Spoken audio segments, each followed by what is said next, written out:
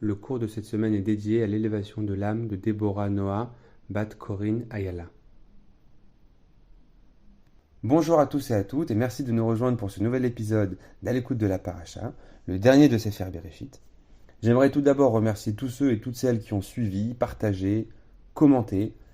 Pour rester au courant des prochaines sorties, le plus simple, c'est de s'abonner à la chaîne YouTube. Livre 1, épisode final, c'est parti.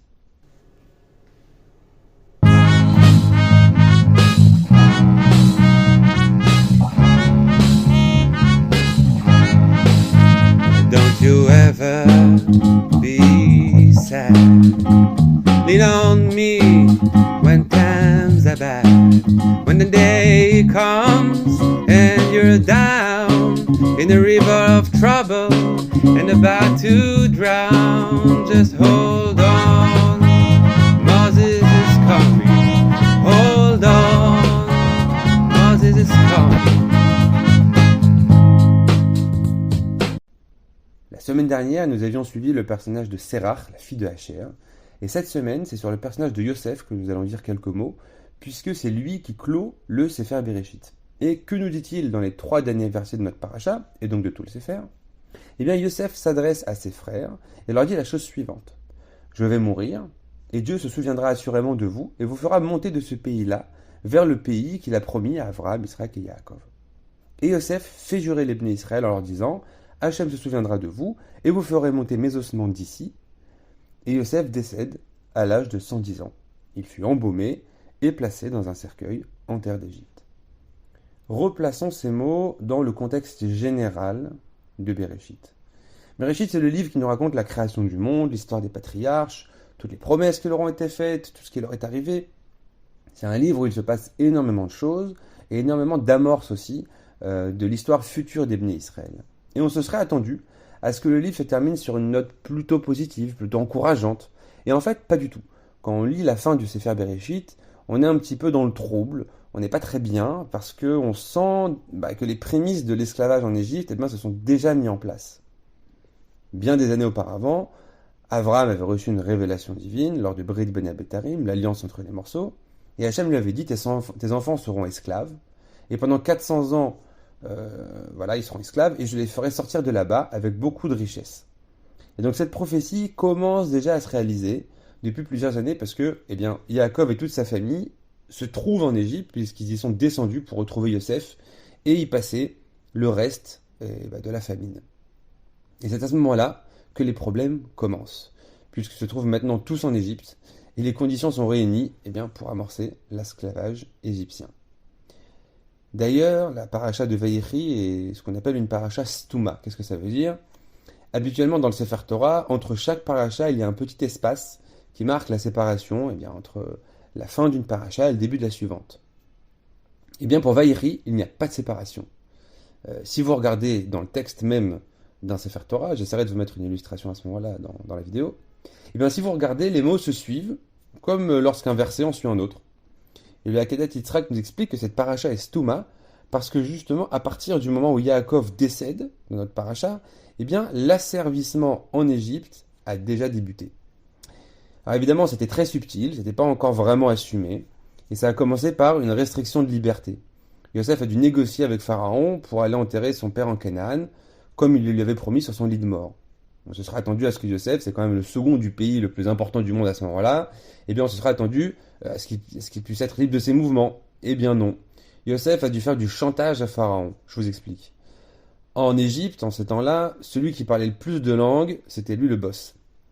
Et Yosef parlait une langue de plus que Pharaon. Il parlait l'hébreu, la Shon HaKodesh. Yosef aurait pu être calife à la place du calife, mais parce qu'il maîtrisait un langage de plus que lui.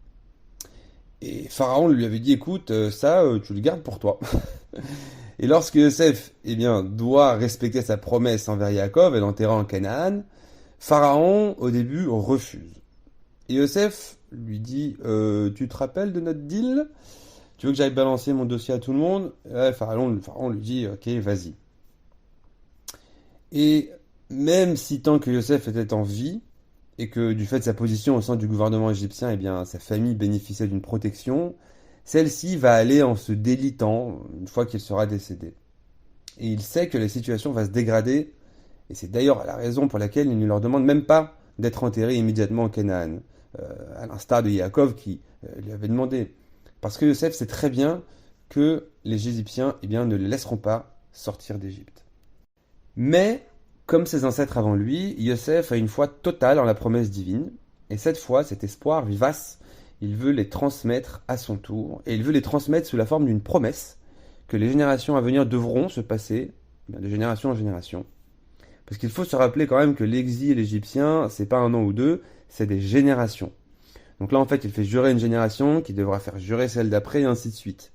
Donc il veut transmettre cette foi-là sous la forme d'une promesse, qui est celle de rapatrier ses ossements en terre de Canaan lors de la sortie d'Égypte. Et que leur dit Yosef lorsqu'il les fait jurer? Il leur dit « Pakod ifkod Elohim etrem » Hachem se souviendra assurément de vous.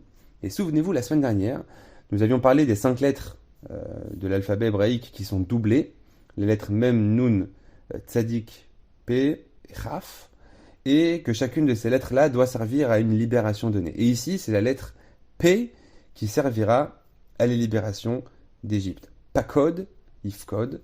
Et donc Yosef donne ici une allusion à ses frères. Il leur révèle en fait que le mot de passe qui authentifiera le libérateur en tant que tel le moment venu, ce sont ces 2 mots qui commencent par la lettre P, Pakod. La deuxième allusion que Yosef glisse à ses frères, ça c'est le Tour Aror Eldad Zekenim qui ramène ça, c'est une allusion concernant la durée de l'esclavage.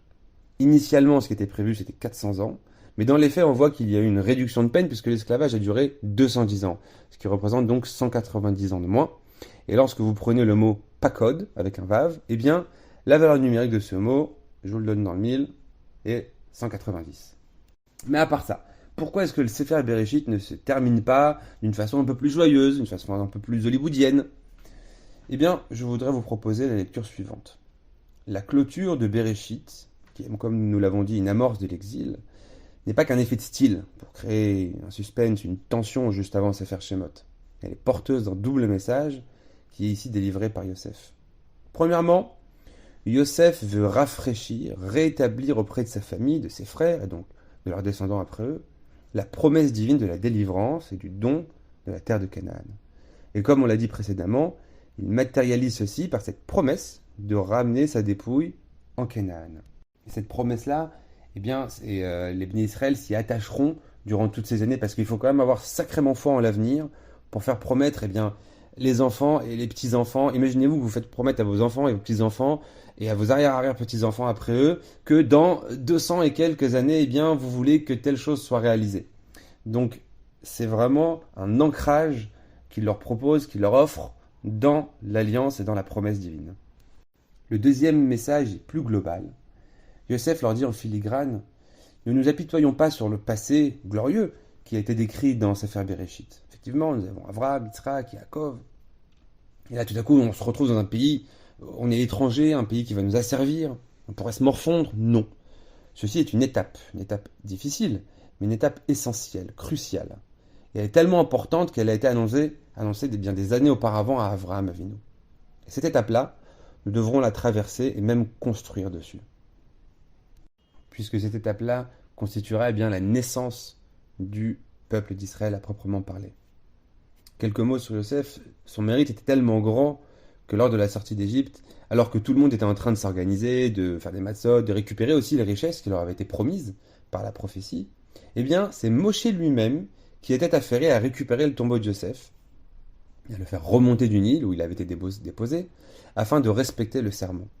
Et la Gemara dans Sota nous dit que tout au long des 40 ans qu'ils ont passé dans le désert, le tombeau de Yosef jouxtait l'arche sainte. Et lorsque les gens voyaient ça, ils disaient, mais quel est le rapport entre ces deux choses-là? La réponse qui leur a été donnée est la suivante, Ki yem ze Moshe katuv beze. Celui qui se trouve ici a accompli tout ce qui se trouve inscrit là, dans le Sefer Torah qui se trouve donc dans l'arche. Le tombeau de Yosef accompagnera ainsi les Béné Israël durant tout leur séjour dans le désert, et aussi même lors de leur entrée en Israël.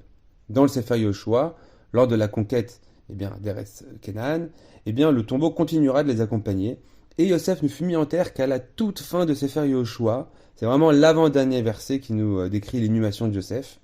Comme ici, l'avant-dernier ou l'avant-avant-dernier, on dit antépénultième verset, pour dire avant-avant-dernier.